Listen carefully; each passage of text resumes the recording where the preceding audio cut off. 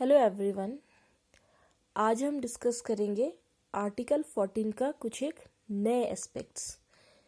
जैसे कि अपनी प्रीवियस वीडियोस में मैंने आपको बताया fundamental rights, that is article 14, right to equality. Article 14 के divided into a two parts. First one is our equality before law and second one is our equal protection of law. Now we know equality before law means that every person, whatever be his rank, position, is subject to the jurisdiction of the ordinary court. Means कोई भी person, चाहे वो किसी भी rank का किसी भी position का हो, वो उसकी जुरिस्डिक्शन और वो in the eye of law equally treat किया जाएगा. No man is above the law and every person whatever be his rank is subject to the ordinary law of the land. Clear. Second इसका portion था equal protection of law.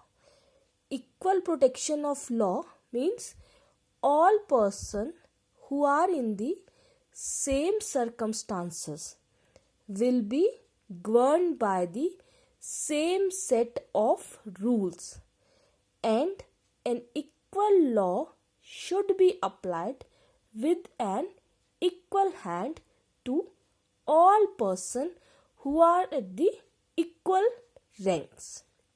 Now, today we will discuss about that Article 14, that is right to equality is not an absolute right. आप ये समझिए कि article 14 एक absolute right नहीं है. Means it is subject to certain reasonable classifications. ऐसा नहीं है कि राइट टू इक्वालिटी हमारा फंडामेंटल राइट हो और हम इसे जैसे मर्जी यूज करें. No, these rights are subject to an exception, their reasonable classifications. Now, Article 14 forbid class legislation but permit a reasonable classification. जो आर्टिकल 14 है उसमें जो क्लासिफिकेशंस है वो क्लास लेजिस्लेशन को तो एक्सेप्ट नहीं करता है, बट वो क्या कर रहा है, अगर हमारे पास रीजनेबल क्लासिफिकेशन है तो उसे परमिट कर रहा है.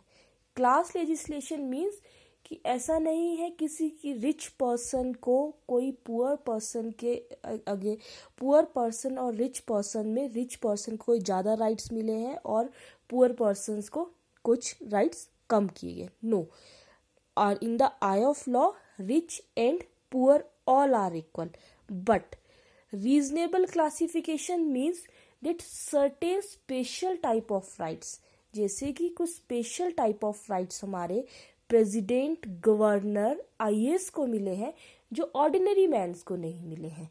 अगर कुछ certain type of special rights जो हमारे एडमिनिस्ट्रेटिव अथॉरिटीज, हमारे गवर्नर को मिली प्रिविलेजेस मिले हैं, उसको अगर वो राइट्स ऑर्डिनरी पर्सन को नहीं मिलते हैं तो it does not mean that there is not a right to equality, कि वहाँ पे वायलेशन हो रहा है. नो, वहाँ पे राइट्स का कोई वायलेशन नहीं हो रहा है. क्यों?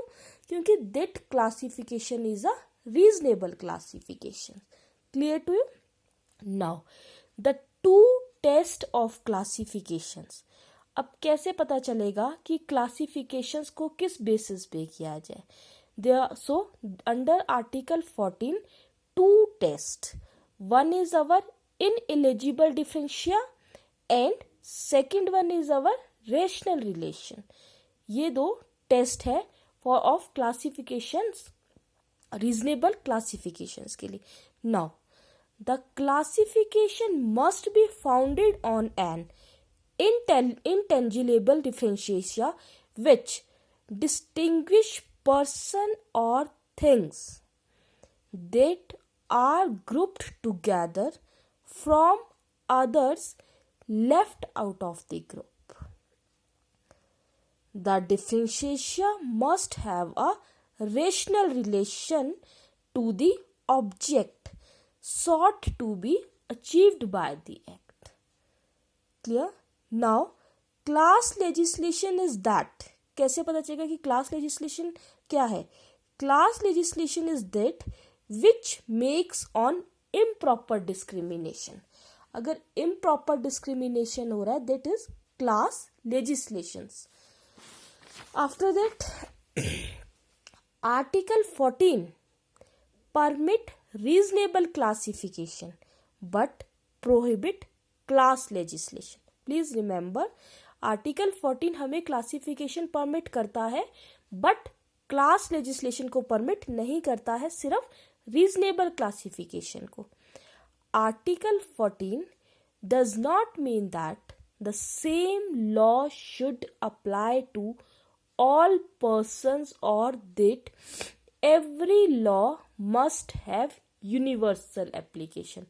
आर्टिकल 14 का ये मतलब, राइट टू इक्वालिटी का ये मतलब बिल्कुल भी नहीं है कि सेम लॉ अप्लाई होगा हर एक पर्सन पे. मैं ऑलरेडी आपको बता चुकी हूँ that certain type of privileges जो गवर्नर को, जो प्रेसिडेंट्स को, हमारे कुछ टाइप के जो स्पेसिफिक प्रिविलेजेस मिले हैं, उनको ऑर्डिनरी पर्सन क्लेम नहीं कर सकता है कि हम मुझे भी यही राइट मिलना चाहिए एज ए फंडामेंटल राइट में ये डिस्कस किया. No, for that every law must have universal application for all person are not by nature, attainment or circumstances in the same position. Now, exception to the right of equality. अब आपको clear हो जाएगा that there are certain exception to the right of equality. First exception is no criminal proceeding shall be initiated or continued against the president or the governor in any court during his or her term of office. मतलब president और governor के against कोई भी criminal proceeding start नहीं हो सकती जब तक कि वो दोनों अपनी पोजीशन पे और ऑफिस पोजीशन पे बैठे हैं. जैसे ही उनका टेन्योर कंप्लीट होता है, आफ्टर दैट उसके बाद प्रोसीडिंग स्टार्ट हो सकता है.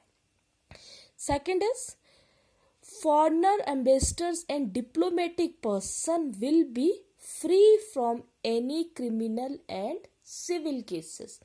अगर इन लोगों के अगेंस्ट कोई सिविल और क्रिमिनल प्रोसीडिंग स्टार्ट नहीं होती है तो ऑर्डिनरी पर्सन ये नहीं कह सकता कि that there is a violation of rights. No, क्योंकि ये जो कुछ एक स्पेशल पर्सन्स है जिन्हें प्रिविलेजेस और एक्सेप्शंस है राइट टू इक्वालिटी की. Thank you so much. Next video में हम आर्टिकल 14 पे लीडिंग केसेस को डिस्कस करेंगे. Thank you.